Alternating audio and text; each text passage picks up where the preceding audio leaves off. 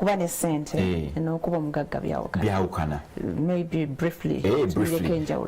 Kati senga nkeera ku makya nendeka ssente zange nga sitereka ssente zange mu bank, nsobola okutereka ssente zange wansi w'ekitanda sinnabuuka.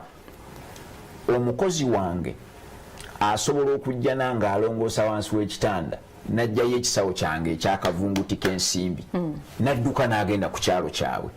Bw'atuuka ku kyalo kyabwe engeri gy'abeera nga ze n'ekkutiya y'essente, abamu baba balowooza mugagga naye bambi abeera bubeezi ng'alina ssente era eno mba munoonya nena ne muwandiisa ku poliisi ne tumunoonya era genda otunulira abantu bonna be tulabye mu Uganda nga balina ssente babeera babanoonya era balumaliza twamufunye kati tumubanja wunaazituwadde.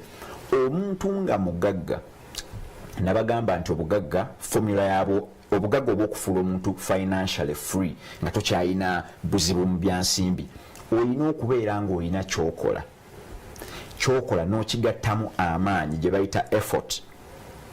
Effort eyo amaanyi ago tugalabira mu ngeri gy'okiwa obudde, engeri gy'opulaninga, gy'oteekawo enteekateeka n'engeri gye weebuuza n'ojja oba ku House of Wealth neweebuuza oba ku bazadde be abaakikolako edda. Ebintu ebyo bw'ojja ng'obigatta amaanyi ne kyokola bireeta ssente automatically ne bireeta ne equity. Equity kwe kubeera ng'olina emigabo mu business z'abalala. So abantu bano bonna betutunuulira nga talinaawo business naye ng'alina ssente nnyingi. Okitegeera? Buli lwe tukebera mu lisiti y'abantu abali mu kuwa emisolo taliimu naye ate alina ssente nnyingi. Abalina ssente abatannabeera mugagga. So abantu tubasomesa okugenda okufuuka abagagga. Obugagga babukola bukozi n'obeera ne step n'obuzimba ne bukula ne bagawa omulabi oyo. Kyovulaba abantu nga kati nga bamulwana aba yafa n'okufa naye nga kampuni weeri bakulaga ekyasasula emisolo kuganga alina ebintu toyinza gamba naye namulabye n'akawumbi oba yakajjeewa abayiiya kati kugamba omulamwa gwa House of Wealth twagala tuzimbe eggwanga lino liveemu baddiira tutandike okujja tuzimbe obugagga abantu bazitandike ne ssente entono naye byonna biva mu neeyisa. So abalina business boka bebabeera abaga kati fe wano kange ze sirina business naye nga nkeera wano naye nkola ebyange akasala kange ne kajja comfortable. Namugambe nti formula egamba olina okubaako nekyokola n'okigattamu effort. Kati abantu bangi nnyo babadde mu mirimu. Senga ogenda n'osoma ku omusajja yali omuvumbuzi ennyo mu America bali bamuyita Thomas Edison. Thomas Edison yalina employee we nga bamuyita Tesla yali employee nga bakola. Thomas Edison n'avumbula balubu eyo n'avumbula n'amasanyalaze naye yavumbula direct current.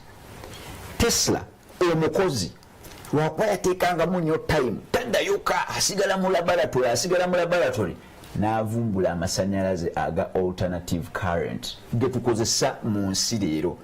Naye awo waava olutalo yagaggawala nnyo baali bamwetaaga naye ng'ali mugamba bosi nti mukama wange nze ndabika kanveewo okiraba. Kati abantu bangi babeera ku tugambe nga NTV nga mukozi n'alyoka ayiyayo ka concept ne bakafunira ne sponsor mugenda owulira afuna omusaala ate ne sponsor amusasula kwegamba nga yuwe brand.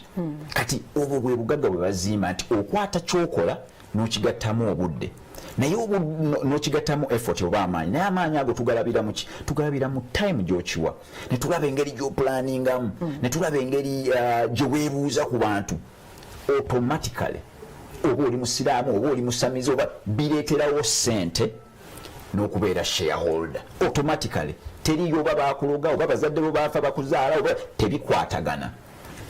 Effort ne enterprise kyokola bireeterawo ssente currency ne equity okubeera ng'oli shareholder.